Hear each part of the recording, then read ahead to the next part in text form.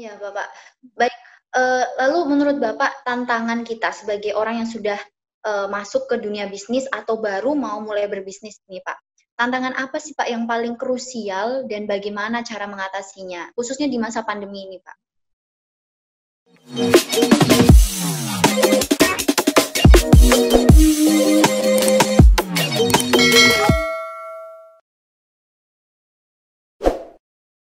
Ya sekarang ini kan banyak orang yang takut memulai suatu usaha ya, karena memang kondisinya memang tidak memungkinkan. Karena rata kan orang tutup ya, orang tutup udah buka, itu kan kebalikan. Tapi memang ada ya. Ya, kemarin saya lihat di IG di media sosialnya Pak Sandiaga Uno ya, itu kan dia membuka warung makan di kondisi pandemi ini. Jadi dia juga berkomentar, kok banyak orang bertanya sama dia, kok Anda buka warung di saat orang tidak bisa berkumpul, gitu kan lucu ya. Kan ya, Benar-benar. kan kalau warung makan itu kan tempat orang berkumpul, padahal kan orang nggak bisa berkumpul. Nah dia ditanya, kenapa kok Anda buka warung makan kok di saat orang tidak bisa berkumpul?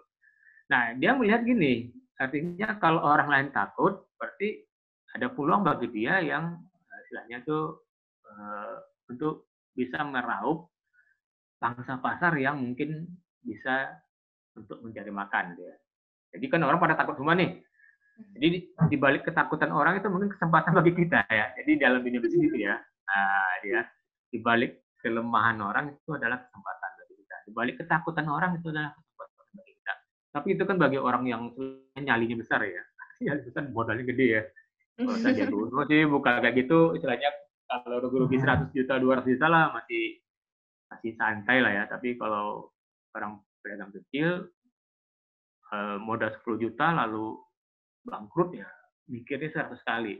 Tapi bagi Bang Sandi itu hal yang biasa. Nah itu satu kesempatan sebenarnya. Jadi kita harus tahu juga hukum bisnis itu. Ya. Hukum bisnis itu kan kalau orang dibalik ketakutan orang lain itu ada kesempatan bagi kita. Dibalik orang lain tidak mau itu adalah kesempatan bagi kita. Itu bisnis itu. Jadi untuk bisnis sekarang memang yang lebih ini ya lebih aman itu memang online ya. Kalau menurut saya sih online. Jadi apa saja sekarang kan di online kan. Nah, jadi sekarang banyak Bapak lihat tuh aplikasi bisnis online yang cukup banyak peminatnya. Contohnya kalaupun sekarang kita mau buka warung makan, ya harus kerjasama maunya dengan Gojek, dengan Grab ya, dengan Maxim, ya buka yang online. Jadi itu sebenarnya masih bisa untuk bisnis di masa pandemi ini. Cuma harus hati-hati ya, hindari bisnis yang istilahnya itu orang harus ketemu, harus mendatangi itu sekarang orang takut ya. Jadi kalau bisnis yang orang tidak harus mendatangi suatu tempat atau berburu suatu tempat, kayaknya sih masih oke.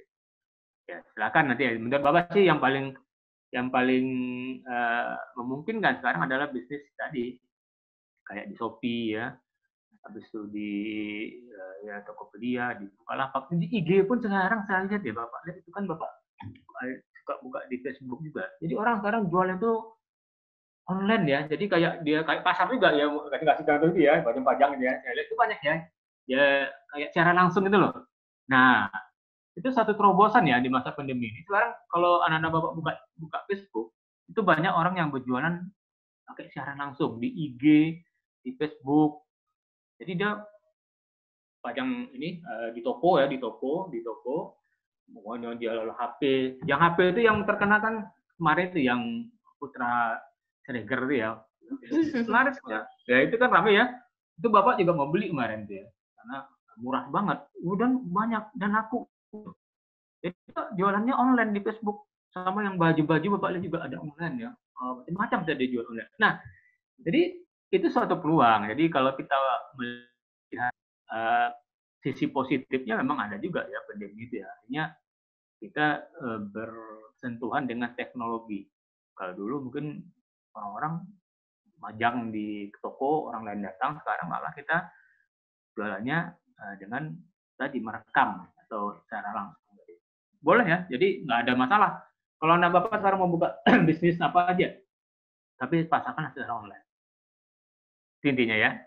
Iya, baik Pak.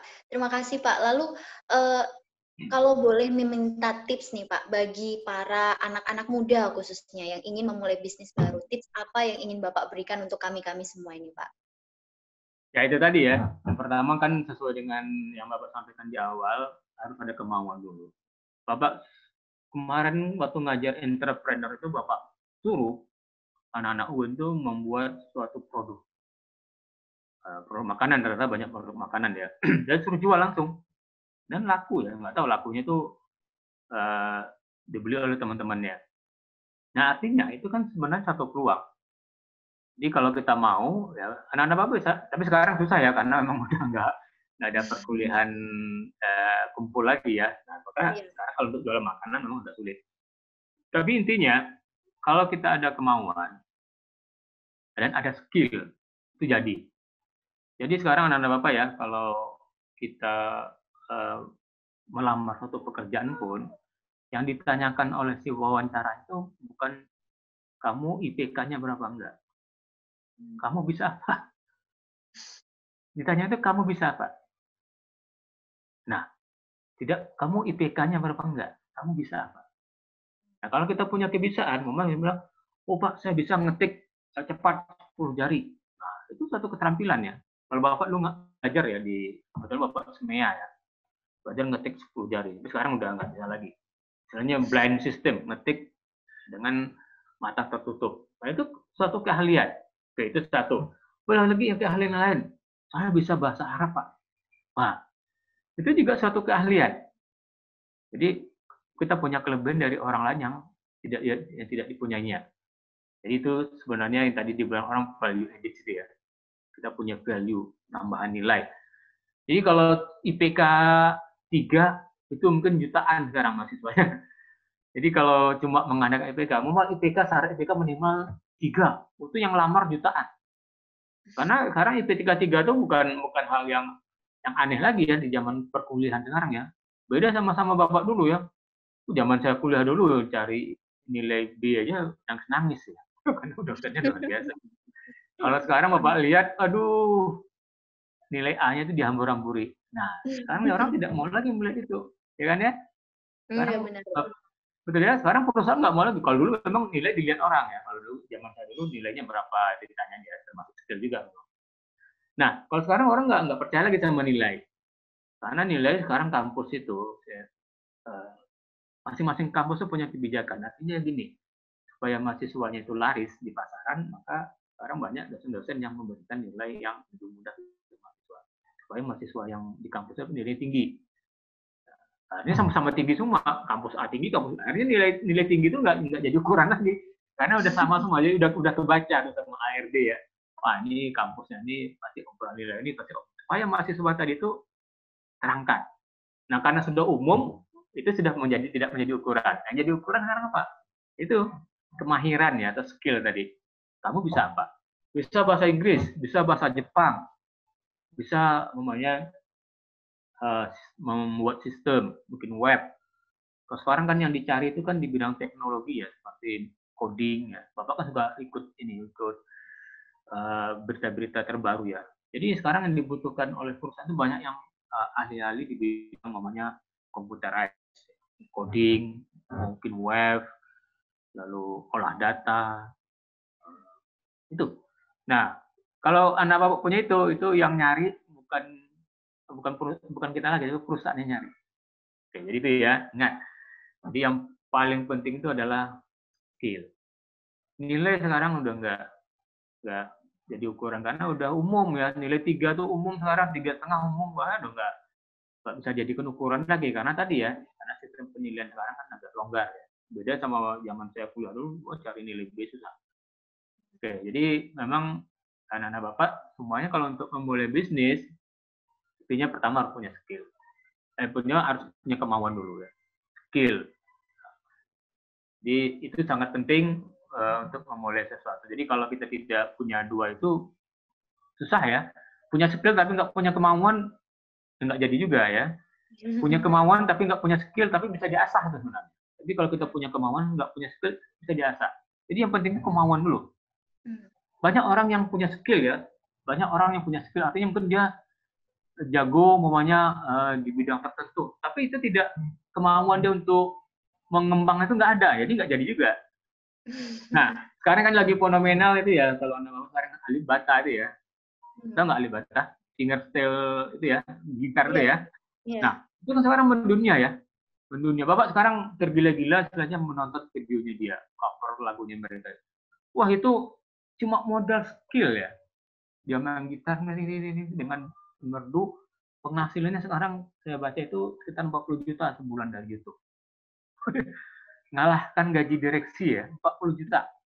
Ayo, hanya skill. Nah, jadi kalau ada yang punya skill di UIN itu harus dia kembangkan. Ya, menurut Bapak itu ya, kemauan dan skill. Silahkan ditemukan bakatnya masing-masing ya. Nah, kemarin Bapak juga kasih tip ya di mahasiswa Bapak yang belajar di entrepreneur. Kalian ini kan kuliah di UIN. UIN ya, rata-rata kan minta ngaji ya.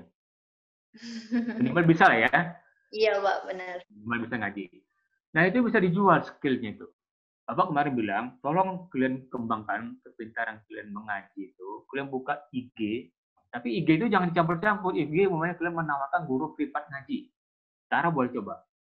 Bukan guru privat ngaji. Cara ya. Nanti itu di-share, pasti banyak tuh yang pakai. Kalau umumnya 1 jam aja kita dibayar umumnya 25.000. 1 jam ya, 1 jam ngajar privat itu ya. Ngaji itu ke rumah ke mana. Kalau 1 hari kita dapat 4 jam aja, itu kan 100.000. 100.000 kalau kita kerjanya 20 hari aja, berarti kan udah 2 juta. Itu udah melebihi biaya kiriman dari orang tua. Betul nggak? Nah, itu kemarin Bapak share ya. Saya bilang kalian ini sebenarnya punya skill. Cuma mungkin tadi kemauannya nggak ada. Betul ya? Iya, Pak, benar. Terima kasih tipsnya, Bapak. Nah. Jadi, sebelum kita akhiri sesi ini, Pak, apa yang ingin Bapak sampaikan yang mungkin belum saya tanyakan sama Bapak? Oke ya, dari pengalaman Bapak ngajar selama belasan tahun ya, hampir puluhan tahun saya ngajar dari 2004. Habis itu saya kerja di Bank Syariah Mandiri itu 13,5 tahun. Lalu sebelum itu juga saya ngajar, saya bekerja sebagai internal audit di perusahaan perkebunan. Semuanya adalah perusahaan yang nomor 1 ya. Tidak ada yang KW-KW ya. Perusahaan perkebunan yang pertama saya kerja itu adalah Salim Group. Itu satu grup dengan BCA, Indofood, Indomobil ya. Itu perusahaan sawit nomor 1 di Indonesia. Lalu saya kerja di Bank Syariah Mandiri. Itu adalah bank syariah nomor 1 di Indonesia. Nah, jadi dari situ pengalaman saya pribadi, kita harus mempunyai suatu kemauan untuk belajar. Karena Bapak ya, memang benar kata berbagai yang Bapak sampaikan tadi ya, bahwasanya nilai itu tidak mempengaruhi keberhasilan kita untuk sukses ya, kesuksesan seseorang. Kan ada penelitian tuh ya dari Thomas Stamford apa itu ya, itu tidak mempengaruhi. Tapi kalau kita ingin menjadi seorang karyawan, itu sangat mempengaruhi. Artinya gini ya, beda kan ya. Itu nilai itu tidak berpengaruh kalau kita ingin jadi seorang pengusaha. Itu kemarin udah dibahas juga ya. Tapi kalau kita ingin menjadi seorang karyawan, itu kita ada pengaruhnya. Minimal pada saat kita ingin memulai kerja, itu pasti yang dilihat dulu adalah nilai. Bapak pernah jadi ARD ya, kalau di Bank Syariah Mandiri kan namanya Sumber Daya Insani, SDI ya. Itu kan ada seleksi administrasi. Nah, seleksi administrasi itu adalah seleksi nilai dulu yang dilihat. Jadi umpamanya nilai minimal 2,75. Nah, artinya yang di bawah 2,75 itu disingkirkan dulu. Jadi ada pengaruh ya. Jadi kalau umpamanya ada perusahaan nih membuka lowongan kerja, nilai minimal 3. Nah, jangan coba-coba nilai melamar ke situ kalau nilai kita umpamanya 2,8, 2,9. Karena udah pasti akan disingkirkan dulu. Nah, jadi ada pengaruh nilai juga di situ. Kalau kita ingin kerja. Nah, artinya kalau anak-anak Bapak memang tujuannya itu untuk bekerja, maka benar-benarlah belajarnya. Tuntut ilmu yang benar, artinya harus ada isinya ya. Jadi sarjana itu benar-benar ada isinya, bukan kosong ya. Ini yang Bapak prihatin itu banyak yang belajarnya nggak serius ya. nggak suka baca ya, nggak suka baca, bahkan ada yang selama kuliah itu nggak punya buku, tapi nggak pernah beli buku. Nah, ini kan satu hal yang aneh ya. Kalau lu tidak ada buku Bapak ya, itu ada di belakang itu. Sini juga ada, itu di lemari. Jadi kalau kita ingin berhasil dalam kuliah, ya harus belajar. Intinya itu. Dalam segala hal itu harus mau belajar. Kalau mau berusaha pun, itu juga harus belajar. Ya, karena ada ilmunya ya. Jadi kita belajar itu, memang kita belajar ilmu akuntansi, belajar ilmu manajemen itu perlu nanti kalau kita punya usaha. Kita bisa ngatur orang, kita bisa bikin pembukuan, ya. Kita bisa berorganisasi. Itu kan ada ilmunya kita dapat di bangku kuliah. Nah, jadi intinya harus belajar yang benar, yang rajin ya. Kalau kita ingin sukses. Walaupun tadi nilai tidak berpengaruh kalau untuk kita punya usaha. Itu ya. Itu tip dari Bapak ya. Benar-benar belajar yang serius ya.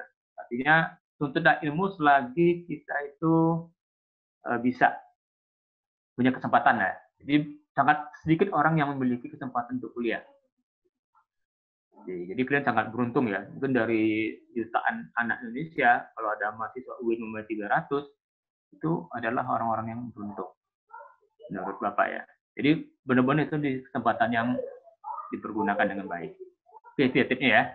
Iya, Pak. Baik, terima kasih Bapak atas kesempatannya mau sharing ilmu dengan kita dalam program JAIS. Semoga ilmu dan pengalaman yang Bapak sampaikan, Bapak ceritakan tadi bermanfaat bagi kita semua. Amin ya robbal alamin. Terima kasih kesediaannya sudah menjadi narasumber walaupun dadakan ya Bapak ya saya memberitahunya. Mohon maaf sekali lagi Bapak. Ya. Baik.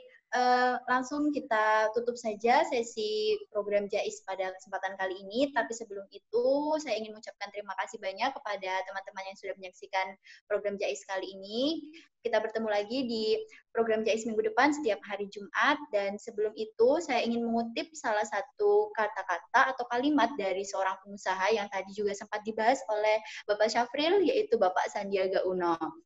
Bapak Sandiaga Uno pernah mengatakan, whenever there is danger, there is opportunity. Yang artinya dimanapun ada bahaya, percayalah di sana pasti ada peluang. Jadi tergantung kemauan dan skill kita. Seperti kata Bapak Syafril, percuma ada skill kalau tidak ada kemampuan untuk mengambil peluang tersebut. Jadi pilihannya ada pada kalian semua.